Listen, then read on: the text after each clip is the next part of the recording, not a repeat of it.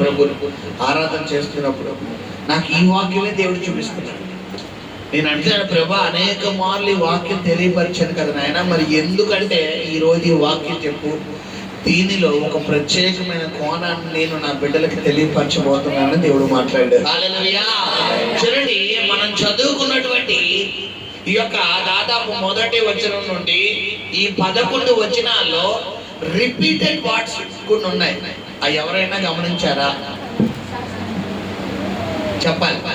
Repeated word అంటే పదే పదే పిల్లరా వచ్చిన వాడు, ఒకటి కంటే అధికంగా వచ్చిన వాడు కొన్ని ఉన్నాయి. సాష్టాంగపడడం, పగపట్టడం, ఇంకా పిల్లరా కళ, ఇంకా చెప్పాలి అసూయ పడడం. హల్లెలూయా. ఇప్పుడు గమనించండి, దేవుడు నిన్ను హెచ్చించాలి, దేవుడు నిన్ను ఆశీర్వదించాలి, దేవుడు నీ తలను పైకెత్తాలి అని అనుకున్నప్పుడు నీకు లోకం నుండి ఏమొస్తాయంటే బిరుదులు రావు. తెలుసా మీకు? నువ్వు దేవుడి చేతిలో మొకుట కిరీటముగా, దేవుడి చేతిలో ఒక రాజ్య కిరీటముగా, దేవుడి చేతిలో ఒక అద్భుతమైన పాత్రగా నువ్వు వాడబడాలి అంటే లోకం నుండి నీకు ఘనతలు రావు. ప్రారంభంలో ఏమొస్తాయంటే లోకం నుండి నీకు పిల్లరా నిందలు వస్తాయి, అవమానాలు వస్తాయి, వ్యతిరేకతలు వస్తాయి, గాయాలు వస్తాయి, పిల్లరా చాలా ఒడిదుడుకులు వస్తాయి, శాపాలు వస్తాయి, తిట్లు వస్తాయి, చివాట్లు వస్తాయి, చెప్పు దెబ్బలు వస్తాయి, మొహం మీదకి అన్ని చేతులు ఇలా పెట్టి తిడతారు. అదేంటండి మాస్టర్ గారు, దేవుడు నమ్ముకుంటే ఏమి వస్తాయి. అవి వచ్చుట ద్వారానే నువ్వు ఎవరిలో బలపడగలుగుతావు? దేవుళ్ళలో బలపడగలుగుతావు. హల్లెలూయా. ఇక్కడ మనం చూసుకుంటే యోసేపులో మనం చదువుకునే 11 వచనాల్లోనే ఎక్కడైనా యోసేపు కోపడినట్టు కానీ, చెడ్డగా మాట్లాడినట్టు కానీ, శాపనార్థాలు పెట్టినట్టు కానీ, తండ్రికి కానీ అన్నదమ్ములకు కానీ విరోధంగా మాట్లాడినట్టు కానీ ఎక్కడైనా మనకు కనబడుతుందా పిల్లరా? ఎక్కడ? అతనిలో ఉన్న మంచి లక్షణాలు ముందు మనం చూసుకున్నాం, తర్వాత వారి అన్నల్లో ఉన్న చెడ్డ లక్షణాలు మనం చూసుకున్నాం. యోసేపులో ఉన్న మొట్టమొదటి మంచి లక్షణం ఏంటంటే, అన్నలు తప్పుడు మార్గంలో వెళ్ళిపోతుంటే ఆ సమాచారం అంతటిని ఎవరి దగ్గర తీసుకొచ్చేవాడంట? తండ్రి దగ్గర తీసుకొచ్చేవాడు. అన్నలో పిల్లరా మరి 10 మంది, యాకోబుకి ఎంతమంది సంతానం అంటే 13 మంది, 12 కుమారులు, ఒక కుమార్తె. కుమార్తె పేరు దీన. ఈ 12 కుమారుల్లో యోసేపు, బెన్యామీను, రాహేలు సంతానము, మిగతా 10 మంది 3 భార్యల సంతానం, లేయా, అల్పా, జల్పా. ఈ మిగతా 10 మంది. అయితే గమనించండి పిల్లరా, ఈ బెన్యామీన్ అనేవాడు ఎక్కడా కూడా యోసేపును ఒక మాట అన్నట్టుగా బైబిల్లో మనకి కనబడటం లేదు. కానీ మిగతా 10 మంది మాత్రం ఒకటైపోయి ఎవరి మీద తిరుగుబాటు చేస్తున్నారట? యోసేపుని తిరుగుబాటు చేస్తున్నారు. హల్లెలూయా. ఇప్పుడు నేను మిమ్మల్ని అడుగుతాను పిల్లరా, దేవుడు తోడుగా ఉన్నవాడు ఎక్కువ మంది ఉన్నారా? శత్రువుల పక్షంగా ఉన్నవారు ఎక్కువ మంది ఉన్నారా? చెప్పాలి. దేవుడు తోడుగా ఉన్నవారు ఎక్కువ మంది ఉన్నారా? శత్రువు పక్షంగా ఉన్న వాళ్ళు ఎక్కువ మంది ఉన్నారా? చెప్పాలి, మాట్లాడలే. శత్రువు పక్షంగా. కారణం ఏంటో తెలుసా? మీలో ఒంటరైన వాడు 1000 మంది అగుడు. హల్లెలూయా. మీలో ఎన్నిక లేని వాడు బలమైన జనమగుడు. హల్లెలూయా. ఇప్పుడు మనం దుమ్మిగా వెళ్ళిపోతే ఏం లాభం? మీకు అర్థమయ్యే వాళ్ళు చెప్పాలంటే, సినిమాలు మనం గతంలో చూసిన వాళ్ళమే. ఇక్కడ వాళ్ళు ఎవరో మేము పుట్టుకతో అసలు మాకు సినిమా థియేటర్ అంటేనే తెలియదు భాషగా అన్న వాళ్ళు ఎవరు లేరు. ప్రతి ఒక్కరు గతంలో మనం అన్ని చేసి ప్రభులో కూర్చున్న వాళ్ళే. ఇప్పుడు గమనించండి, సినిమాలో హీరోలు ఎంతమంది ఎడతారో? 10 మంది ఎడతారా? పోనీ 20 మంది, పోనీ 5 మంది, పోనీ 3, పోనీ 2. ఎంతమంది ఎడతారు హీరో? చెప్పాలి. విలన్లు ఎంతమంది ఉంటారు? చాలా మంది ఉంటారు. అడుగడుగునా హీరోకి వెళ్ళినా, హీరో ఎక్కడ ఉంటే అక్కడ వెళ్ళాం. రౌడీలు మామూలుగా ఉంటారు, బ్యాచ్లు ఉంటారు. ఇప్పుడు మన సినిమాలో హీరో ఎవరు? దేవుడు. ఆయన హీరో అయితే ఆయన బిడ్డలుగా మనల్ని కూడా దేవుడు ఎలా పెడతాడు? ఇప్పుడు మన మీదకి విరోధులు లేపుతున్నారంటే, ఇప్పుడు చెప్పండి, సినిమా మన దృష్టిలో పెట్టుకుని అక్కడ హీరో ఒకడు, విలన్ 100 మంది, ఇక్కడ కూడా మనం ఒకలమే, శత్రువులు 100 మంది. హల్లెలూయా. అక్కడ ఫైనల్ గా విజయం ఎవడు పొందుతాడు? హీరో. ఇక్కడ కూడా ఫైనల్ గా విజయం ఎవరు పొందబోతున్నాము? మనమే పొందబోతున్నాం. హల్లెలూయా. ఇక్కడ గమనించండి పిల్లరా, 10 మంది ఒకవైపు ఉన్నారు, యోసేపు ఒకవైపు ఉన్నాడు. ఈ రోజు ప్రభు నీతో మాట్లాడుతున్న మాట ఏంటంటే, ఆ ఒక్క యోసేపుగా నిన్నే దేవుడు ఉంచి ఉన్నాడు. హల్లెలూయా. ఎందుకంటే యోసేపును అనేక విధాలుగా శత్రువు పతనం చెయ్యాలి. ఎందుకంటే యోసేపు పట్ల నేను మీకు ఆరాధన ఒక మాట చెప్పాను, తల్లి గర్భంలో పిండంగా ఏర్పడక మునిపే దేవుడు మనల్ని ఎరిగి ఉన్నాడు అని. ఇప్పుడు యోసేపు ద్వారా ఇశ్రాయేలు ప్రజలు ఐగుప్తు దేశంలో విస్తరించడం అనేది ఎవరు ప్లానింగ్ అంటే దేవుడి ప్లానింగ్. కాబట్టి యోసేపుని ఎప్పటి నుంచి చంపేద్దాం అనుకున్నారు? అన్నలో 17వ ఏటే చంపేద్దాం అనుకున్నారు. మీరు గమనించండి. ఇంకో మాట చెప్తారు, ఐగుప్తు దేశం నుండి ఇశ్రాయేలు ప్రజలను పాలు తేనెలు ప్రవహించే కానాను దేశంలోకి దేవుడు ఇప్పుడు మోషేను వాడుకొని తీసుకొద్దాం అనుకున్నాడు. ఇప్పుడు మన పట్ల, మన భవిష్యత్ పట్ల ప్రణాళిక ఇద్దరికి తెలుసు. ఒకటి దేవుడు చెప్పాలి, 2 సాతాను. ఒకటి దేవుడు, 2 సాతాను. వీళ్ళిద్దరికే తెలుసు, ఇంకా మనకు కూడా తెలియదు మన భవిష్యత్తు పట్ల ప్రణాళిక. మరి ఈ మోషే పట్ల దేవుడి ప్రణాళిక దేవుడికి తెలుసు. ఇప్పుడు సాతాను అనుకుంటున్నాడు, పిల్లరా ఎలాగైనా యోసేపుని ఎప్పుడు చంపేద్దాం అనుకున్నాడంటే 3వ నెలలోనే.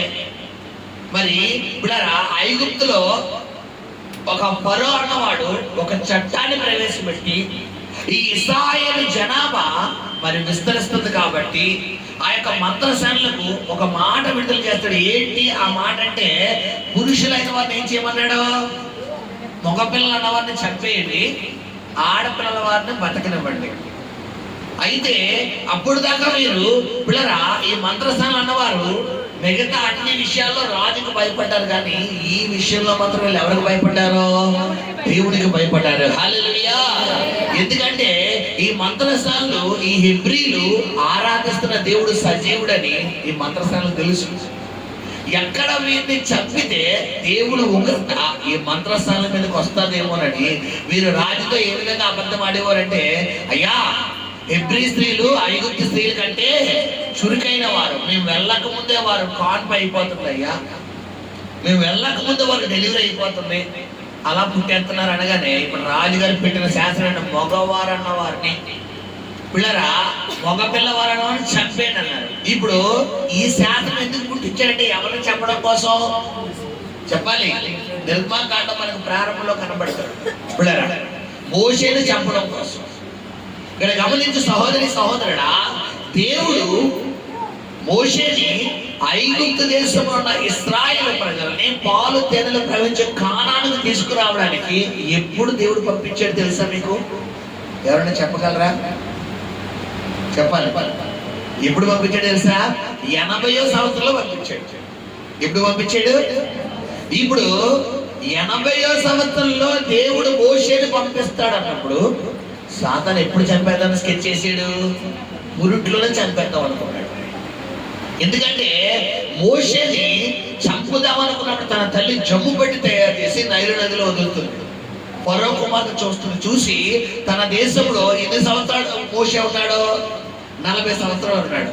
తర్వాత పిల్లరా ఐగుప్తీయుడికి మనం చూసుకుంటే హెబ్రీయుడికి ఇద్దరికి గొడవ అయినప్పుడు అందులో ఐగుప్తీయుని కొట్టి చంపేసి మరి కప్పెట్టేసినప్పుడు మరలా ఇద్దరికి పిల్లరా హెబ్రీలకి గొడవ అయినప్పుడు వారికి తీర్పు తెచ్చుతుంటే, సహోదరా మనమిద్దరం ఒకే జాతికి చెందిన వాళ్ళం కదా, ఎందుకు మీలో మీరు కొట్టుకుంటున్నారంటే ఈ హెబ్రీడ్ అన్నాడు మోషేని, ఏ ఐగుప్తీని చంపినట్టుగా బొమ్మలు కూడా చంపేద్దాం అనుకుంటున్నాం అనగానే ఆ మాటకు భయపడిపోయి యోసేపు మిద్యాను దేశానికి పారిపోతాడు.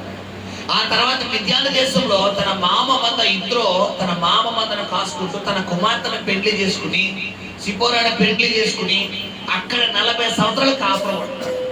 ఇప్పుడు మొదటి 40 సంవత్సరాలు ఎక్కడున్నాడు? ఐగుప్తులో ఉన్నాడు. చెప్పాలి, ఎక్కడున్నాడు? ఐగుప్తు. తర్వాత 40 సంవత్సరాలు ఎక్కడున్నాడు పిల్లరా? మిద్యాన దేశంలో ఉన్నాడు. హల్లెలూయా. 40 ఎంత? 80 సంవత్సరాలు. హల్లెలూయా. ఇప్పుడు గమనించండి, మొదటి 40 ఏమో ఐగుప్తు దేశంలో ఉంటే రెండవ 40 ఏమో మిద్యాన దేశంలో ఉన్నాడు. ఇప్పుడు మిద్యాన దేశంలో ఉన్నటువంటి తన మామ మందను మేపడానికి అడవికి వెళ్ళినప్పుడు హోరేము పర్వతం దగ్గర ఆ యొక్క పొదను ఏం చేస్తారంటే అడవిలోని ఆ పర్వతం దగ్గర ఆ పొదను చూస్తుంటే ఆ పొద ద్వారా ఎవరు ఆకర్షించబడ్డారంటే మోషే. పొద మండుచున్నది కానీ కాలిపోలేదు. హల్లెలూయా. అప్పుడు మోషేతో ఎవరు మాట్లాడుతున్నారంటే దేవుడు మాట్లాడుతున్నాడు. ఇప్పుడు నేను మిమ్మల్ని అడుగుతాను, దేవుడు మోషేను వాడుకోవాలని దేవుడు డిసైడ్ అయినప్పుడు ప్రారంభంలోనే పిలవాలా, సమయం వచ్చినప్పుడు పిలవాలా? చెప్పాలి. ప్రారంభంలో పిలవాలా, సమయం వచ్చినప్పుడు పిలవాలా? కరెక్ట్గా చెప్పాలి సమాధానం. నేను చెప్పిన ప్రశ్నకి ఆన్సర్ దొరికితే మీరు వచ్చిన బాధకి సమాధానం దొరుకుతుంది. ప్రారంభంలో పిలవాలా, సమయం వచ్చినప్పుడు పిలవాలా? ఎంతమంది సమయం వచ్చినప్పుడు మీ కుడి చేతిని రైట్ చేయండి. రేట్ చేయలేని వాళ్ళందరూ ఏ బ్యాచ్ అంటే ప్రారంభంలో పిలవడం. ఇప్పుడు ప్రారంభం అన్న వాళ్ళు పిలవడం, చేతులు పైకి ఎత్తండి. ప్రారంభంలోనే దేవుడు పిలవాలి అన్న, మీకు పైకి ఎత్తండి. దేవుడు ప్రారంభంలోనే పిలవాలి. సరే, అలాగే ఇప్పుడు సమాధానం చెప్తాను. ప్రారంభంలోనే దేవుడు పిలిచాడు అనుకోండి, మోషే కష్టాలు వస్తే ఎవరి మీద తిరుగుబాటు చేస్తాడు? చెప్పాలి, దేవుడి మీద తిరుగుబాటు చేస్తాడు. ఇప్పుడు మోషేని దేవుడు 80వ సంవత్సరం నుండి 120వ సంవత్సరం వరకు ఐగుప్తు దేశం నుండి పాలు తేళ్లు ప్రవహించే కానాను దేశానికి తీసుకొచ్చి ఒక నాయకుడిగా ఏర్పాటు చేయడం అనేది దేవుడు ప్లానింగ్. అందుకు గాను అనేక మార్లు మోషేకు తెలియకుండానే మోషేను దేవుడు ఏం చేసుకుంటూ వచ్చాడంటే కాపాడుకుంటూ వచ్చాడు. హల్లెలూయా. అయితే గమనించండి సంగమా, ఎంత గొప్ప దేవుడు అంటే ప్రారంభంలో దేవుడు పిలవలేదు. ఎప్పుడు పిలుస్తున్నాడంటే 80వ సంవత్సరంలో దేవుడు మోషేను పిలుస్తున్నాడు. ఎందుకు 80వ సంవత్సరంలో పిలిచాడు, ఎందుకు ప్రారంభంలో పిలవలేదు అని మనం ఆలోచన చేస్తే ఇక్కడ గమనించిన పిల్లరా, మోషే ప్రారంభ ప్రార్థన అంటే ప్రారంభ జీవితము ఈ 80 సంవత్సరాల ఏదైతే మిగతా 40 సంవత్సరాల జీవితానికి ఒక అనుభవాన్ని తీసుకురావాలి. మీకు వివరిస్తాను. మోషే ఐగుప్తు దేశంలోని ఒకవేళ తన తల్లికి పుట్టిన కుమారుడుగానే ఒకవేళ ఉండిన పక్షాన ఐగుప్తు దేశంలో ఇశ్రాయేలు వలె మోషే కూడా ఒక బానిసగా ఉండును. అవునా కాదా? ఇప్పుడు మోషే చిన్నప్పటి నుండి బానిసగా ఉంటే ఐగుప్తు దేశాన్ని పరిపాలించే నాయకుడిగా ఏంటి ఇశ్రాయేలు ప్రజలను పరిపాలించే నాయకుడిగా లక్షణాలు ఉంటాయా మోషేలో? ఇప్పుడు బైబిల్తో మనం ఎలా ప్రవర్తిస్తే తర్వాత మన జీవిత కదలికలు కూడా అలాగే ఉంటాయి. మీకు అర్థమయ్యే రీతిలో చెప్తాను. మన ఇంట్లో మన పిల్లలు ఉంటారు, మన కడుపున పుట్టిన పిల్లలు. చిన్నప్పటి నుండి వారికి భయం అనేది లేకుండా పెంచామనుకోండి, వారు పెద్ద అయిన కూడా ఎలా ఉంటారు? చెప్పాలి, భయపడతారా?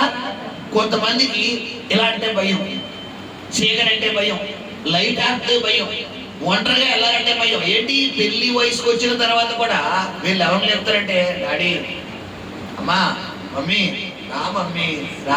కారణం ఏంటి? చిన్నప్పటి నుండి మీరు నిధులు పెంచారు తల్లిదండ్రులు. ఏ చీకట్లో వెళ్ళకో, ఏ లైట్ ఆడుకో, ఏ అటెళ్ళకు, అక్కడ మొబైల్ వెళ్ళకూడదు. ఇప్పుడు వీళ్ళకి తెలియదు కాబట్టి ఓహో చీకట్లో వెళ్తే భయపడాలా, లైట్ ఆడితే భయపడాలా, ఒంటరిగా వెళ్తే భయపడాలా. ఇప్పుడు ఇదే తల్లిదండ్రులు పుట్టినప్పటి నుండి పిల్లల్ని చీకట్లో అయితే ఏంటి, వెలుగులో అయితే ఏంటి, ఒంటరిగా ఉంటే 100 మందితో ఉంటే ఎక్కడైతే నీతో పాటు ఎవరు వస్తారో దేవుడు వస్తాడు. ఇప్పుడు అలా చెప్పి పంపించండి. వీళ్ళు ఒక వయసు వచ్చేసరికి వీళ్ళు భయం అనేది ఉంటుందా? చెప్పాలి, ఉండదు. ఇప్పుడు మోషేని దేవుడు ఇశ్రాయేలు ప్రజల్ని నడిపించే నాయకుడిగా ఉండడం అనేది దేవుడి ప్లానింగ్. మరి నాయకుడి లక్షణాలు అవ్వాలి అంటే ఇతడు చిన్నప్పటి నుండి ఏ వంశంలో పెరగాలి? చెప్పాలమ్మా, నాయకత్వం వంశంలో పెరగాలి. అంటే మన మాటలు చెప్పాలంటే అధికార వంశంలో పెరగాలి. అక్కడ మోషే వంశావళికి చెందిన ప్రజలందరూ, ఇశ్రాయేలు ప్రజలందరూ అధికార స్థానంలో ఉన్నారా, దాస్యంలో ఉన్నారా? చెప్పాలి, వాక్యం తెలిసినారు ఎవరు కదా? దాస్యం అంటే బానిసత్వంలో ఉన్నారు. 400 సంవత్సరాలు ఐగుప్తులో బానిసత్వంలో బందీ అయిపోయారు. ఇప్పుడు ఐగుప్తులో దాస్యంలో బానిసత్వం ఉన్న ప్రజలు ఈ ఐగుప్తు నేను పరిపాలిస్తాను అంటే మరో ఒప్పుకుంటాడా? ఒప్పుకోడు. కాబట్టి దేవుడు ప్లానింగ్ చూసారా అంటే నేను అంటాను, ఈ లెక్కన ఫరో హృదయంలో మోషేని చంపాలని ప్రేరేపణ పెట్టింది కూడా ఎవరు చెప్పాలి? అన్నల హృదయంలో యోసేపు మీద తిరుగుబాటు చెయ్యాలి, యోసేపు మీద పగపట్టాలి, యోసేపు మీద అసూయ పొందాలి, యోసేపును చంపాలనుకోవాలి, యోసేపును గోతులో తొయ్యాలి. ఇవన్నీ ఈ ప్రేరేపణలన్నీ ఎవరు పెట్టారు చెప్పాలి? సాతాను పెట్టాడా, దేవుడు పెట్టాడా? మరి సాతాను అన్నారు ఇందాక. హల్లెలూయా. గమనించుకుంటున్నారా? ఈరోజు నీ మీద నిందలు వస్తున్నాయి, నీ మీద అవమానాలు వస్తున్నాయి, నేను చేవాట్లు పెడుతున్నారు, నీకు శాపనాదాలు పెడుతున్నారు, నేను హేళన చేస్తున్నారంటే అవన్నీ నువ్వు దేవుడికి కనెక్ట్ అవు నిమిత్తం దేవుడు నీకు ఇస్తున్న అనుభవాలు. హల్లెలూయా, హల్లెలూయా. ఎందుకంటే గొలియాత్ అనేవాడు లేకపోతే దావీదు లేడు, ఈరోజు ఫరో అన్నవాడు లేకపోతే మోషే లేడు, యోసేపు అన్నవారు లేకపోతే యోసేపు లేడు. యోసేపు అన్నలే కనుక యోసేపును కడసారి పుట్టాడు కదా, 11వ సంతానం కదా అని గాఢంగా ప్రేమించారే అనుకోండి, గోతులోకి తోస్తారా చెప్పాలి? గోతులోకి తోస్తారా?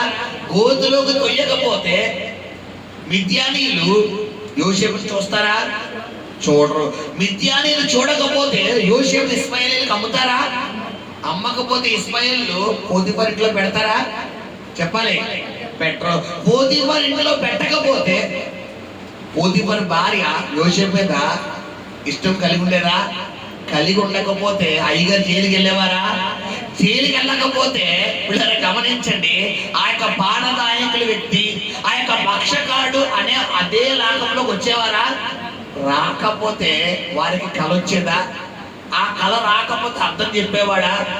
ఆ అర్థం చెప్పడం చేత, ఆ కళ రావడం చేత, అయ్యగారి గోతులో పడడం చేత, పోతీఫర్ ఇంట్లో వెళ్ళడం చేత, అన్నలు అసూయ పడడం చేత, చిన్నప్పటి నుండి ఇతన్ని వెలివేయడం చేత ఫైనల్ గా యోసేపును దేవుడు రాజుగా ఎన్నుకున్నాడు. హల్లెలూయా, హల్లెలూయా.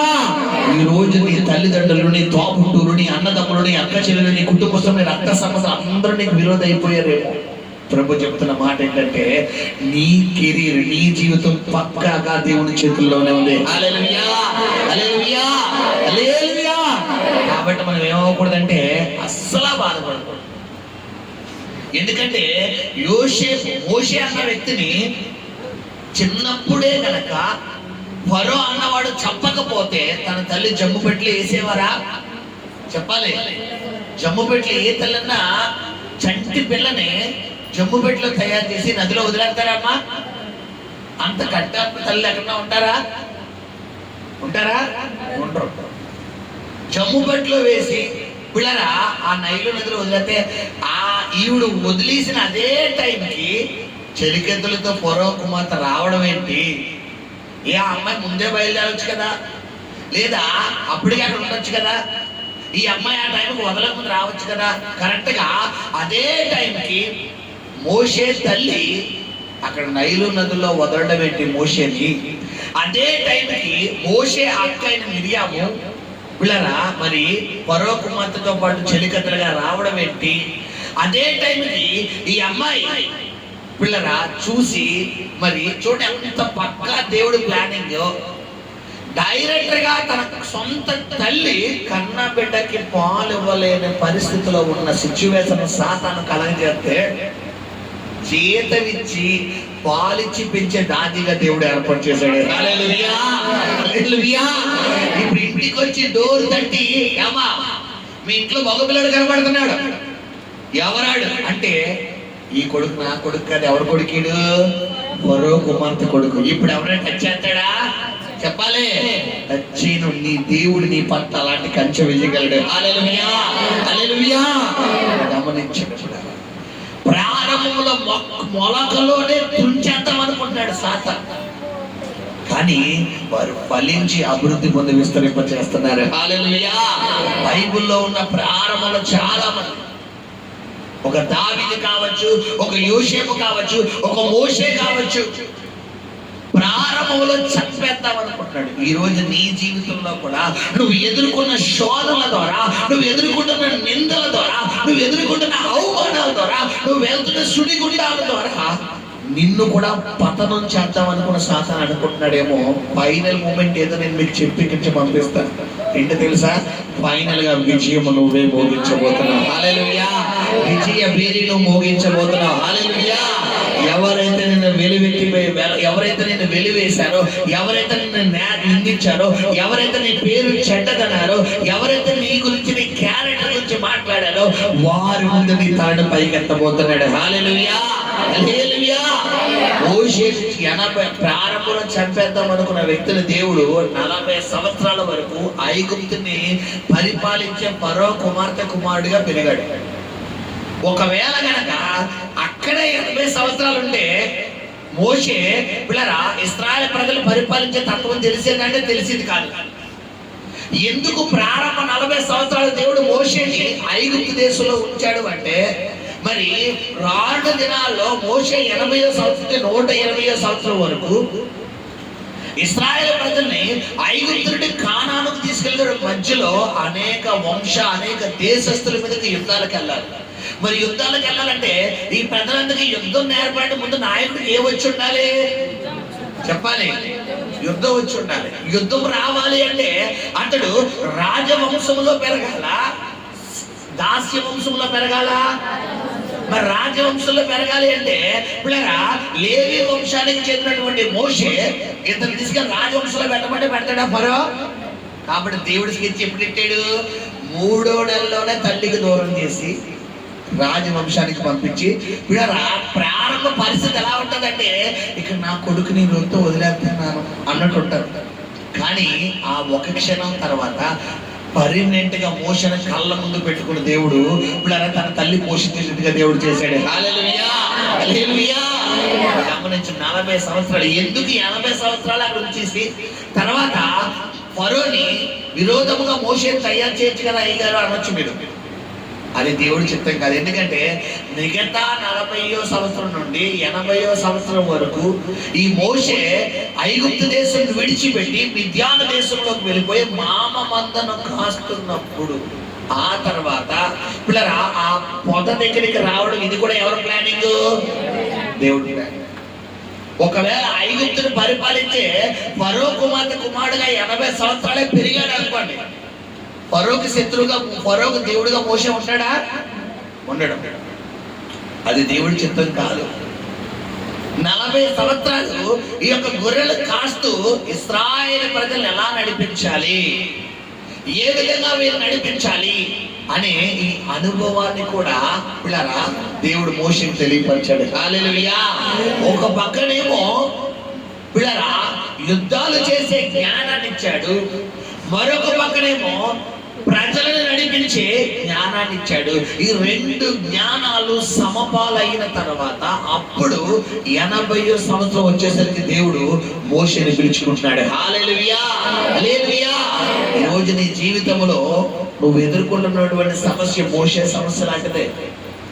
నువ్వు ఎదుర్కొంటున్నటువంటి సమస్య యోసేపు సమస్య లాంటిదే. యోసేపు 10 ఏళ్ల వాడే, అంటే ఎన్ని సంవత్సరాలు? 17 సంవత్సరాలకి యోసేపు ఎవరికి దూరం అయిపోయాడు? తల్లిదండ్రులకు దూరం అయిపోయాడు. 17 సంవత్సరాలు మంచి యంగేజ్, మంచి యవన కాలం ఉన్న వయసు.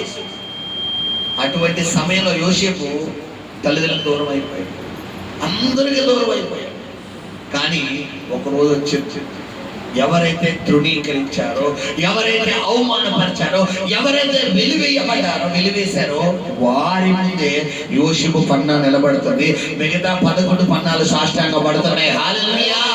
ఈరోజు నీ జీవితంలో కూడా తృణీకరించబడిన వ్యక్తిగా, వెలివేయబడిన వ్యక్తిగా, నిషేధించబడిన వ్యక్తిగా ఒకవేళ నువ్వు ఉన్నావేమో ప్రియ సహోదరి సహోదరుడు, ప్రభు నీతో మాట్లాడుతున్న మాట. హల్లెలూయా. ఇక్కడ గమనించండి, ఎవరి పట్లయితే దేవుడి ప్లానింగ్ ఉంటారో వారు మొట్టమొదటిగా మనుషుల నిమిత్తం ఏమవుతారంటే వెలివేయబడిన స్థితి. మనం చూసుకుంటే పిల్లరా మనుషులందరూ బైబిల్ చెప్తే మత్తయి సువార్త చూడండి 5వ అధ్యాయంలో ఒక అద్భుతమైన మాట ఉంది, చదవనా? అక్కడ ధన్యతలు ఉన్నాయి. మత్తయి సువార్త 5వ అధ్యాయం ప్రారంభం. నా నిమిత్తము జనులు మిమ్మల్ని నిందించి హింసించి మీ మీద అబద్ధముగా చెడ్డ మాటలెల్లా పలుకునప్పుడు మీరు ధన్యులు సంతోషించి ఆనందించుడి, పరలోకమందు మీ ఫలము అధికమవును. హల్లెలూయా. ఏమంటే దేవుణ్ణి నమ్ముకుంటే నిందలు వస్తాయి, కష్టాలు వస్తాయి, బాధలు వస్తాయి అని నువ్వు వెనక్కి వెళ్ళిపోతే నీ అంత దురదృష్టవంతుడు ఎవడో లేడు. దేవుణ్ణి నమ్ముతున్నది ఏమొస్తాయి? నిందలు వస్తాయి, అవమానాలు వస్తాయి, తిట్లు వస్తాయి, చివాట్లు వస్తాయి. అదేంటి ఫస్ట్ గారు, అదేంటి అలా అంతే. ఇక్కడ బైబిల్ ఏం చెప్తుంది? నా నిమిత్తము జనులు మిమ్మల్ని నిందించి మిమ్మల్ని హింసించి అబద్ధముగా నువ్వు చేయలేదు. అక్కడ నువ్వు ఆ మాట అనలేదు, కానీ నువ్వు అన్నావు, నీ పీరియడ్ ఎత్తారు. మొత్తం ఊరంతా టామ్ టామ్ చేసేస్తారు. నీ మొత్తం నీకున్న గుడ్ విల్ అంతా పోగొడేస్తారు. ఒకవేళ అలా నీ జీవితంలో జరిగితే ప్రభు చెప్తున్న మాట ఏంటంటే తెలుసా? చాలా నా మాట ఏంటన్నా? మీరు ధన్యులు. హల్లెలూయా. ధన్యుడు అన్న మాటకు అర్థం తెలుసా అమ్మా? చెప్పాలి. ధన్యుడు అన్న మాటకు అర్థం తెలుసా? Lucky person. సాధారణంగా ఎవరికి దొరకదు మనకు దొరికి, ఎవరికి లేదు మనకు ఉన్నాకోండి, నువ్వేంట్రా ధన్యుడు, పెట్టుకుంటో, నువ్వేంటమ్మా ధన్యురాలివి, నీకేం తక్కువ, నువ్వు ధన్యుడివి, నువ్వు అదృష్టవంతుడివి అంటారు. ఇప్పుడు నిందించబడిన వారు, వెలివేయబడిన వారు, అవమానించబడిన వారు ధన్యులు అవుతారా లేదా? మరి మనం ఏం చేస్తాం? నాలాంటి జీవితం ఎవరికి ఉండకూడదురా బాబు, నా బతుకంత బతుకు ఎవడో బతకూడదు బాబోయ్, నాట్లాంటి శ్రమలు ఎవరో భరించకూడదు, నేను పడ్డా కష్టాలు ఎవరికి రాకూడదు ప్రభు అంటారు చాలా మంది. ఇప్పుడు నేను అంటాను, యోసేపు గారు మనకు పిలిచి, ఏమండి యోసేపు గారు, మీరు పడ్డా కష్టాలు ఎవరో పడకూడదు అనుకుంటున్నారా అని అడిగితే యోసేపు చెప్పే సమాధానం ఏంటో తెలుసా? నేను ఆ కష్టాలు పడ్డాను కాబట్టి ఇప్పుడు నేను గవర్నర్ అయ్యాను అంటాడు. ఇప్పుడు దావీదు గారు, ఏమండి దావీదు గారు, మీరు పడ్డా అవమానం, అయ్యి బాబు ఏం పడ్డారండి బాబు, ఇంట్లో వారు శత్రువులు అయిపోయారు, అవమానం అండి, ఘోర అవమానం అండి, తిట్లండి, చివాట్లండి, శాపనార్థాలండి. ఓ పక్కన సింహం వచ్చేస్తావు, పక్కన ఎలుగుబంటి వచ్చేస్తావు, పక్కన గొలియాత్ వచ్చేస్తున్నాడు, ఓ పక్కన సౌలు వచ్చేస్తున్నాడు, ఓ పక్కన కడుపును పుట్టిన అంశాలం వచ్చేస్తున్నాడు. అణువుల శత్రువులు రండి బాబాయ్, మామూలు కష్టాలు పడలేదండి దావీదు గారు అన్నావు అనుకోండి. ఇప్పుడు దావీదు అన్నాడు, హలో బ్రదరు, హలో సిస్టర్, నేను అలాంటి అనుభవాలు గుండా వెళ్ళాను కాబట్టి నా గోత్రం నుండి, నా వంశావళి నుండి యేసు ప్రభువుని దేవుడు పుట్టించాడు అన్నాడు. హల్లెలూయా. ఇప్పుడు దానియేలు ఏం కష్టాలంటే, మీరు ఏం చేశారంటే, మన సింహాల బోన్లు వేసారు, ఏం తప్పు చేశారంటే, అదేంటండి బాబు ఆ దుర్మార్గులని అంటే, అప్పుడు దానియేలు అంటాడు, హలో బ్రదరు, నేను ప్రార్థన చేయడం వల్లే సింహాల బోన్లోకి వెళ్ళాను. సింహాల బోన్ అయితే నా కోసమే ఏర్పాటు చేశాడు, సింహాల బోన్ లేకపోతే నాకు ఘనత ఎక్కడదే అంటాడు. హల్లెలూయా. ఇప్పుడు గమనించండి పిల్లారా, నీ జీవితంలో ఒక సింహాల బోన్ ఉండాలి, నీ జీవితంలో ఒక గొలియాత్ ఉండాలి, నీ జీవితంలో ఒక అన్నదమ్ములు ఉండాలి, నీ జీవితంలో ఒక ఫరో ఉండాలి. వారు లేకపోతే నీకు విజయం రాదు. హల్లెలూయా. నాకు రాహేలమ్మ గారు ఒక అద్భుతమైన పాట పాడారు. పిల్లరా, ఫరో గురించి, మోషే గురించి ఎవరు పుట్టించాడంటే దేవుడు చెప్పాలి, ఫరోని పుట్టించాడు. చాలా మంది ఎలా అనుకుంటారంటే, ఫరో ఇశ్రాయేలు ప్రజలను పరిపాలించాడు, దాస్యులో నెట్టివేశాడు, ఇలాగలా అనుకుంటారు. అసలు ఫరో అన్నవాడు లేకపోతే ఐగుప్తు దేశంలో పిల్లరా దేవుడు మహిమ కనపరచబడేదా? చెప్పాలి. ఫరో అన్నవాడు లేకపోతే మోషేకి అంత డైరింగ్ అండ్ డాషింగ్ గా నిలబడేవాడు అక్కడ ఎవరైనా ఉన్నాడా? చెప్పాలి. గొలియాత్ అన్నవాడు లేకపోతే దావీదు రంగంలోకి వచ్చేవాడా? ఎవరేసేది? అన్నదమ్ములు వేసేది. రూల్ ప్రకారం చెప్పాలంటే దావీదుకి యుద్ధం చేయడం వచ్చా, అన్నదమ్ములకి సౌలుకి యుద్ధం చేయడం వచ్చా? చెప్పాలి. వాక్యం చదువుకున్నా మొదటి సమయంలో 17వ అధ్యాయంలో దావీదుకి వచ్చా, అన్నదమ్ములకు వచ్చా? అన్నదమ్ములకు వచ్చా. మరి ఇప్పుడు దావీదు యుద్ధంలోకి రావాలి, దావీదు గొలియాతుని చంపాలి అంటే ఈ అన్నదమ్ములు సైతం జయించలేని వ్యక్తి ఎవరు ఉండాలి? అక్కడ నిలబడి ఉండాలి. వీళ్ళు ఓడించలేని వ్యక్తి అక్కడ నిలబడాలి. ఈరోజు నీ జీవితంలో నువ్వు ఎదుర్కొన్న అప్పు ఒక గొలియాతు, నువ్వు ఎదుర్కొన్న అనారోగ్యం ఒక గొలియాతు, నువ్వు ఎదుర్కొన్న ఆర్థిక ఇబ్బందులు ఒక గొలియాతు, నీ కుటుంబంలో ఆస్తి తగాదాలు ఒక గొలియాతు, నీ మారని భర్త, మారని భార్య, మారని బిడ్డలు, మారని కుటుంబం, మారని పరిస్థితి, నీ ఉద్యోగ వ్యాపార జీవనోపాధి పరిస్థితి ఒక గొలియాతు. ఆ పరిస్థితి గుండా నువ్వు వెళ్తున్నావు కాబట్టి, ఆ గొలియాతు అన్నవాడు నీకు ఎదురుగా నిలబడ్డాడు కాబట్టి మనం ఎక్కడికి వచ్చాం? ఈరోజు మంచిగా చెప్పాలి సమాధానం. ఎక్కడికి వచ్చాం? దేవుడి దగ్గరికి వచ్చాం. లేకపోతే ఈ పాడికి అడిగేస్తాం తెలుసా? కరెక్ట్గా ఈ టైం కంచం మీద కూర్చుంటాం. 12:30 ఇంట్లో అమ్మ మంచిగా బిర్యానీ వండుతుంది, లేదా చేపల కూర వండుతుంది, లేదా పచ్చళ్ళు వండుతుంది. ఆదివారం కదా గబ్బ వేడి వేడిగా దమ్మేసి డబ్బా లాగించేసి జాగ్రత్తగా 1 గంట కల్లా ఒకవేళ మ్యాట్ ఏదైనా కొత్త సినిమాకి వెళ్ళిపోయి జాగ్రత్తగా సాయంత్రం వచ్చి శుభ్రంగా మళ్ళా తినేసి శుభ్రంగా పడుకుంటాం. మనం ఇప్పుడు గొలియాతు అనేవాడిని దేవుడు ఇట్టాడు కాబట్టి ఆ ఎండికి టాటా చెప్పేది, ముందు నేను దేవుడి సన్నిధిలో కూర్చోవాలరా బాబు, దేవుడి సన్నిధిలో కూర్చోకపోతే గొలియాతు అనేవాడు నన్ను మింగేస్తాడంట. ఇప్పుడు చెప్పండి, శ్రమ ఎందుకు వచ్చింది? దేవుడికి నిన్ను దగ్గర చేయడం కోసం. హల్లెలూయా. శోధించబడిన పిమ్మట సువర్ణంగా మార్చే దేవుడు. హల్లెలూయా. ఒక మాట చెప్తాను నేను, గొలియాతు అనేవాడు లేకపోతే దావీదుకి ఘనత ఎక్కడదే? ఈ రోజు నీ జీవితంలో నువ్వు ఎదుర్కొనే ఆ సమస్య గనక నిన్ను గనక పేక లోతుల్లో గాలి పీల్చుకోలేనంత అంత విధంగా ఈ శ్రమ నీ దగ్గరికి రాకపోతే, ఈ రోజు నిన్ను నీ బంధువులు గణపరిచేవారా? నీ శత్రువులు నేను గణపరిచేవారా? అయ్యి బాబు ఆడు జోలికి వెళ్ళకంటారా బాబు, వాడు దేవుడు బిడ్డ, వాళ్ళు ప్రార్థన పనులు, అమ్మో వాళ్ళు దేవుడితో ఉన్నోళ్ళు, వాళ్ళ జోలికి వెళ్ళక నాతో పెట్టుకోకంటారా బాబు అని అనేవారా అంటే అనేవారు కాదు. హల్లెలూయా. ఏ అన్నదమ్ములైతే యోసేపును తృణీకరించారో, పిల్లరా ఏ ఒక్క అన్నదమ్ములైతే దావీదును తృణీకరించారో, వారి ముందే నా దేవుడు మనల్ని గణపరచబోతున్నాడు. హల్లెలూయా. హల్లెలూయా. హల్లెలూయా. మనం చదువుకునే వాక్య లేఖన భాగంలో యోసేపు అసూయ చేత నింపబడ్డాడు అన్నదమ్ముల ద్వారా. పిల్లరా వారు అన్నదమ్ములందరూ యోసేపు పట్ల అసూయ కలిగి ఉన్నారు. దావీదు పట్ల అక్కడ కూడా పగపడుతున్నారు, దావీదుని తిడుతున్నారు, ఇక్కడ కూడా యోసేపుని తిడుతున్నారు. ఇక్కడ గమనించండి, మత్తయి 5 మనం అంతా చదువుకున్న వచనంలో, నా నిమిత్తము జనులు మిమ్మల్ని నిందించి మిమ్మల్ని హింసించి ఇప్పుడు యోసేపు మీద దావీదు మీద అబద్ధముగా చెడ్డ మాటలు పలుకుతున్నారా లేదా? చెప్పాలి. మరి నీ మీద కూడా చెడ్డ మాటలు పలుకుతున్నారు.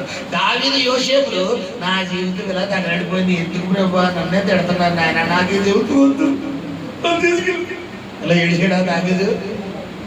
మనం ఏం చేస్తున్నాం? ఓ మూలకు పోతాం, ఒక గదిలో కూర్చుంటాం, తలుపు వేసేస్తాం, మళ్ళీ బయట వినబడకూడదు, ఎవరికి వినబడకూడదు. మళ్ళీ మనమే తినడం మానేసి తాగడం మానేసి మూల కూర్చుని 1 గంట 2 గంటలు ఏడిచి లేదు తలపోయిన తెచ్చుకుని మళ్ళా ఓ 10 రూపాయలు చెండు బావు, మళ్ళీ ఆ డబ్బా అయిపోయేదాకా వదలం, శుభ్రంగా రాసేసి ఏడిచి ఇంకా తీసే, నువ్వు సాల్వ్ అయినా నాకు ఇంకెవరు వద్దు, నువ్వు ఉంటే నాకు నీ వెంటే నేను ఉంటానయ్యా. ఇప్పుడు నేను అంటాను, ప్రారంభంలోనే నువ్వు యేసయ్య పాదాలు పట్టుకుంటే ఈ తలకెప్పుడు ఉండేదా? మనం అంత బేగా లోపడతావా? చెప్పండి. హల్లెలూయా. గమనించుకుంటారు, ఈరోజు నీ అన్నవారు నీ మీద శత్రువులు అయిపోయారు, నీకు విరోధులు అయిపోయారు, నీ మీద నింద వేస్తున్నారు, నిన్ను నేరారోపణ చేస్తున్నారు, నిన్ను చంపాలి అనే ప్రయత్నం చేస్తున్నారు, నిన్ను పతనం చెయ్యాలనుకుంటారు అంటే ప్రభు దృష్టిలో నీవు ఉన్నావని అర్థము. హల్లెలూయా. హల్లెలూయా.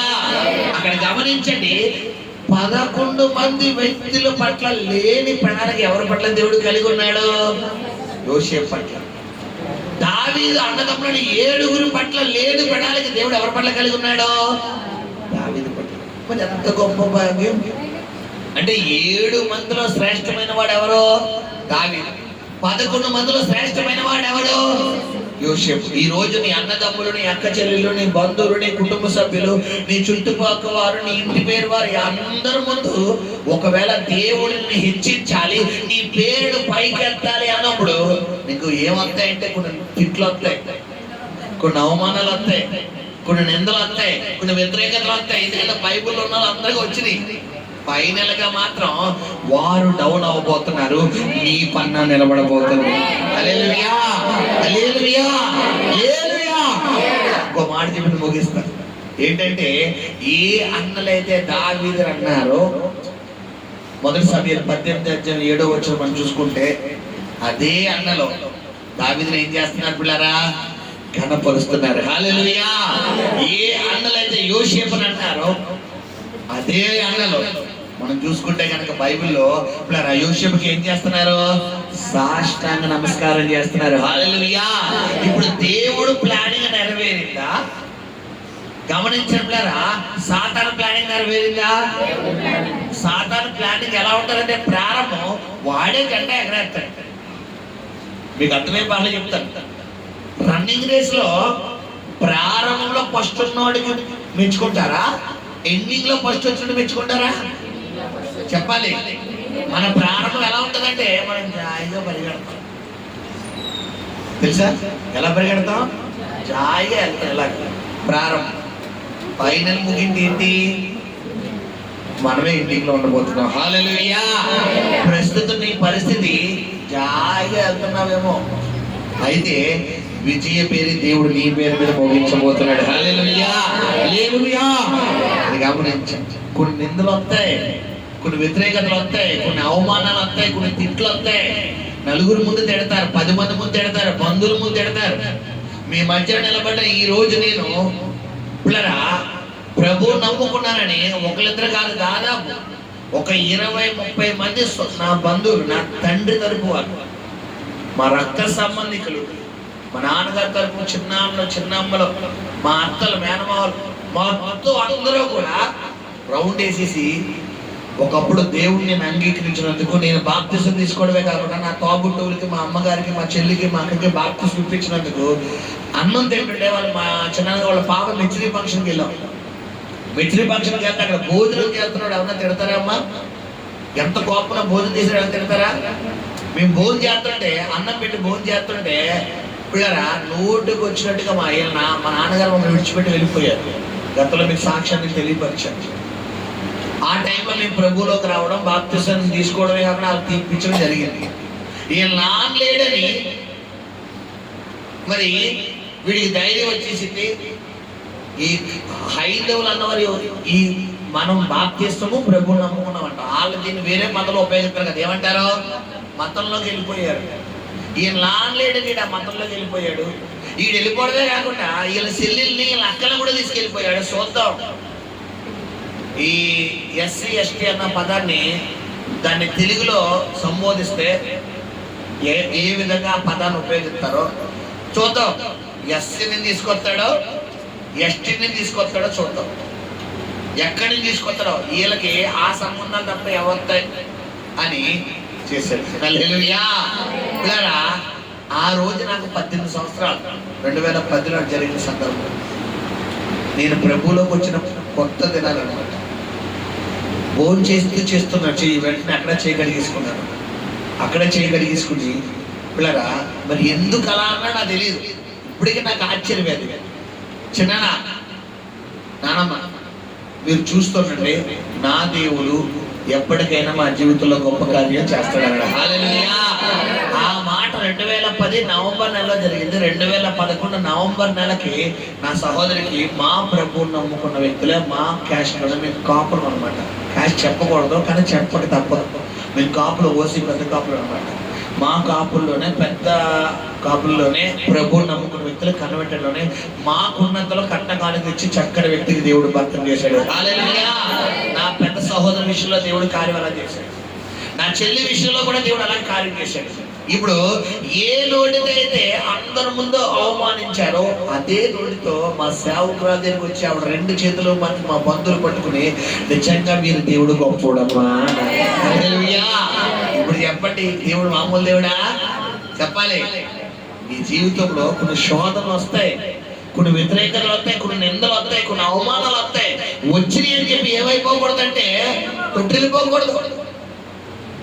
వచ్చినాయని ఏమవకూడదంటే బాధపడకూడదు. రాని ఎందుకంటే లోకంలో ఒక సామెత నానుడు ఏంటంటే పండ్ల చెట్టుకే రాళ్ళదాపులు. ఈ మామిడికాయ సీజన్లో ఈ కుర్రోళ్ళు ఎవరైతే ఉంటారో కొంతమంది చిన్నపిల్లలు కరెక్ట్గా మధ్యాహ్నం స్కూల్ అయిపోయింది అంటే స్కూల్ యాక్టివిటీస్ ఏం చేసేవారంటే చేస్తారంటే ఈ మామిడికాయలు కూడా వెళ్ళిపోతారు. ఎందుకంటే చిన్నప్పుడు మనం అదే బ్యాచ్. స్కూల్ అయిపోయినట్టు అట్టించాలా నాన్నపేట ప్రకాశం మొత్తం ఎక్కడ మామిడి చెట్లు ఉన్నాయి అక్కడ రాళ్ళు తీసుకునే వాళ్ళు, ఒక సబ్జెక్ట్ కునే వాళ్ళు జేబులో పిల్లరా. ఆ సబ్జెక్ట్ మొత్తం కాయలు అడ్డు కొట్టుకుంటూ వెళ్ళేవారు. కొన్ని సందర్భాల్లో ఆ కాయలు అడ్డే పడిపోయి అక్కడి నుంచి ముక్కలు అరిసుకొచ్చి ఇంకా ఎవరో ఆ తోటమాల అరిసేవాడు ఇంకా పరిగే ఏ మూలకు పరిగెట్టేవారో కూడా తెలియదు. ఇప్పుడు ఖాళీ చెట్టుకి ఏమన్నా రాయి వస్తాడా చెప్పాలి. ఈ రోజు నీ మీదకి రాయి వస్తుందంటే అర్థం ఏంటి? నీ చెట్టు నిండా మంచి నెగదెగలాడుతున్న మామిడి పళ్ళు ఉన్నాయని అర్థం. మంచి దోరగా తయారైపోయిన కాయలు ఉన్నాయి. అది ఉంది వాళ్ళకి ఏంటి? అసూయ. వాళ్ళు అసూయ పడిపోతున్నారు. ఎక్కడ నీ దేవుడు వాడేసుకుంటాడు, ఎక్కడ నీ పన్నా నిలబడిపోద్ది, ఎక్కడ నువ్వు హెచ్చించబడిపోతావు, ఎక్కడ దేవుడు నేను 10,000 మందిని దేవుడిని హెచ్చించేస్తాడేమో అని వాళ్ళు ఏం చేస్తారు? నీ మీద పగ పెడుతున్నారు, మరింత పగ పడుతున్నారు, అసూయ పడుతున్నారు, నిందిస్తున్నారు, హేళన చేస్తున్నారు, వీధిలోకి లాగేస్తున్నారు, తిడుతున్నారు, శివాట్లు పెడుతున్నారు. అయ్యి తెలిసి కూడా మనమేమవకూడదు? నన్ను తిడతావా, నన్ను అంటావా, నీ సంగతి చూస్తాను, నువ్వు అంటే ఏంటో చూస్తాను అన్నావు అనుకో. ఇప్పుడు వాళ్ళకి నీకు తేడా ఏంటి? ఇప్పుడు దావీదు ఏమన్నా ఎదురు సమాధానం చెప్పాడా? యోసేపు ఏమన్నా ఎదురు సమాధానం చెప్పాడా? చెప్పాలి. మరి మనం ఏం చేస్తాం? కరెక్ట్గా చెప్పాలి. మనం దెబ్బకి దెబ్బేసేస్తాం, మాటకు మాటేసేస్తాం, కాటుకు కాటేసేస్తాం. అందుకే వారి పన్నా నిలబడింది, మన పన్నా ఇంకా డౌన్ అయిపోయింది. ఎందుకంటే కొన్ని సందర్భాల్లో నీ జీవితంలో కొన్ని దేవుడు అనుమతితోనే ఏమవుతాయంటే శ్రమలు వస్తాయి, దేవుడు పర్మిషన్ తోనే శోధనలు వస్తాయి, దేవుడు పర్మిషన్ తోనే నిందలు వస్తాయి, దేవుడు పర్మిషన్ తోనే వ్యతిరేకతలు వస్తాయి. అవి వచ్చినప్పుడు ఏమైపోవాలంటే తట్టుకుని ఏం చేయాలమ్మా? నిలబడాలి. హల్లెలూయా. కాబట్టి గమనించాలి, ఈరోజు నీ జీవితంలో యోసేపు వంటి అనుభవం గుండా నువ్వు వెళ్తున్నావేమో, మోషే వంటి అనుభవం గుండా నువ్వు వెళ్తున్నావేమో, దావీదు వంటి అనుభవం గుండా నువ్వు వెళ్తున్నావేమో. అయితే ప్రభు నీకు చెప్తున్న అద్భుతమైన మాట ఏంటంటే వారందరినీ ఉన్నత స్థానంలో నిలబెట్టాడు, నిన్ను కూడా దేవుడు ఉన్నత స్థానంలో నిలబెట్టబోతున్నాడు. హల్లెలూయా, హల్లెలూయా.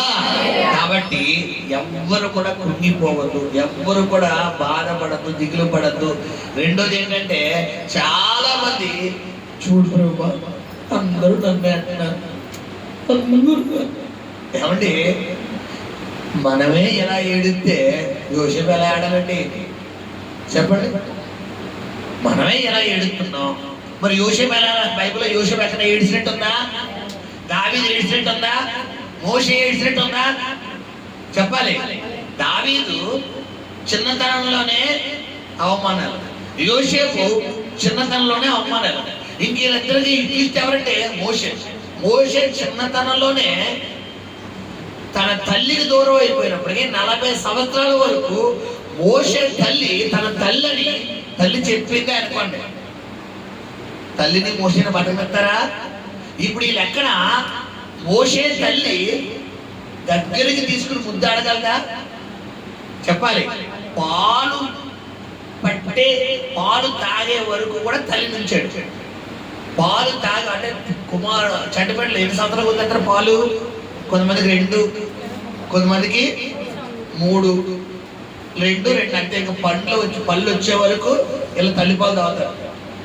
వన్స్ దంతాలు వచ్చి పళ్ళు వచ్చినట్టే ఇంకా తల్లిపాలు తాగారు, ఇంకా డబ్బా పాలే. అంటే ఈ లెక్కన మోషే తల్లి కూడా మోషే ఎన్ని రోజులు ఉన్నది చెప్పాలి? 2 సంవత్సరాలు. 38 సంవత్సరాలు మోషే కూడా ఎవరు దూరం అయిపోయాడు చెప్పాలమ్మా? తల్లిదండ్రులు దూరం అయిపోయాడు. 40వ సంవత్సరం దేవుడు మోషే తెలియపరిచాడు, రే బాబు మేము వచ్చినమ్మ ఫరో కుమార్తె కాదు, నీ వంశావళిది కాదు, నువ్వు హెబ్రీయుల సంతతికి చెందిన వాడివి, నిన్ను దేవుడు ఎన్నుకున్న వ్యక్తి, నా వచ్చే మిద్యాన్ దేశానికి వచ్చే అని చెప్పి అక్కడ తీసుకెళ్ళిపోయాడు. హల్లెలూయా. కాబట్టి నీ జీవితంలో నువ్వు మనుషులకు దూరం అవుతున్నావు, ఎవరో నిన్ను ఏదో అంటున్నారు, ఎవరో దూషిస్తున్నారంటే నువ్వేమవకూడదంటే బాధపడకూడదు. చిన్న మాట చెప్పిన ముగిస్తాను. మనం ట్రైన్ ఎక్కుతాం లేదా బస్సు ఎక్కుతాం. మనతో పాటు ట్రైన్లో ఎదురు మొదలు కూర్చున్నవారు, బస్సులో కూర్చున్నవారు, మన పక్కన కూర్చున్నవారు, మనము వారు ఒకే బస్సులో ప్రయాణం చేస్తున్నప్పటికీ మన స్టాప్ వచ్చే వరకు వారితో మాటలు ఉంటాయి. కానీ వన్స్ మన స్టాప్ వచ్చాక మనం ఏం చేస్తాం? వాళ్ళ స్టాప్ వచ్చాక వాళ్ళు ఇప్పుడు దాకా వచ్చారు కదా, మా స్టాప్ కూడా మీరు వచ్చారంటే వస్తారా? అదేంటి మరి పరిచయం కుదిరింది కదా, వస్తారా? రారు. కారణం ఏంటి?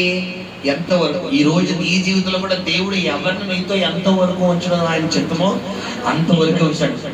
ఫైనల్ గా బస్సు ఎక్కింది మొదలు నువ్వు ఇంటికి వెళ్ళే వరకు నీతో కూడా వచ్చేవాడు ఆయనే. హల్లెలూయా. ఎందుకంటే మనం ఒక యాత్రికుడిగా దేవుడి లోకానికి పంపాడు. ఒక యాత్రికుడిగా మనకున్న ఫైనల్ అంటే ఇప్పుడారా మన అసలైన స్థిరమైన నివాసం ఎక్కడుంది? పరలోక రాజ్యం. అది మనం ఈ లోకానికి ఎలా వచ్చామంట? యాత్రికులుగా వచ్చాం. కాబట్టి ఈ యాత్రికులుగా ఈ లోకంలో ఎన్ని రోజులు ఉండడం అనేది దేవుడి చిత్తమో అన్ని రోజులు ఉంచుతాడు. తర్వాత ఫైనల్ గా ఆయన దగ్గర తీసుకెళ్తాడు. హల్లెలూయా. ఈ 40 సంవత్సరాలు, 50 సంవత్సరాలు, 60 సంవత్సరాలు, 70 సంవత్సరాలు, 80 సంవత్సరాలు, 90 సంవత్సరాలు, 100 సంవత్సరాల ఈ జీవిత ప్రయాణంలో అనేక బంధాలు ఏర్పడుకుంటాం, అనేక ఇష్టాలు ఏర్పరచుకుంటాం, అనేక ప్రేమల్లో ఉంటుంటాం. ఇవన్నీ పెంచేసుకుని ఫైనల్ గా మనం ఉండవలసిన దేవుడిని ఏం చేస్తున్నాం అంటే మనం మర్చిపోతున్నాం. ఫైనల్ గా నిన్ను తీసుకువెళ్ళేది ఎక్కడికంటే దేవుడు నిత్యరాజ్యానికి. మన దృష్టి దేని మీద ఉండాలి? వాటి మీద, కింద ఉన్న వాటి మీద కాదు, దేని మీద ఉండాలి పిల్లరా? పైన ఉన్న వాటిని ఎదగాలి. కాబట్టి గమనించండి, దేవుడి మీద నేను దృష్టి ఉంచు. నీకు ఎప్పుడు ఎక్కడ ఏది కావాలో ప్రతిదీ క్రీస్తు యేసు మహిమలో దేవుడు ఇవ్వబోతున్నాడు. హల్లెలూయా. హల్లెలూయా. దేవుడి కొద్ది మాటల ఇంట్లో దీవించి ఆశించి నడిపించును గాక. ప్రార్థన. పరిశుద్ధము, నమ్మకము, కనికరము కలిగిన ప్రియ పరలోకపు తండ్రి, నీ వాక్యం ద్వారా మీరు మాతో మాట్లాడారు నాయన. నిజమే ప్రేమ, మా జీవితంలో అయా కొన్ని శుద్ధి గుండాలు ఉన్నా, కొన్ని వ్యతిరేకతలు ఉన్నా, కొన్ని నిందలు ఉన్నా,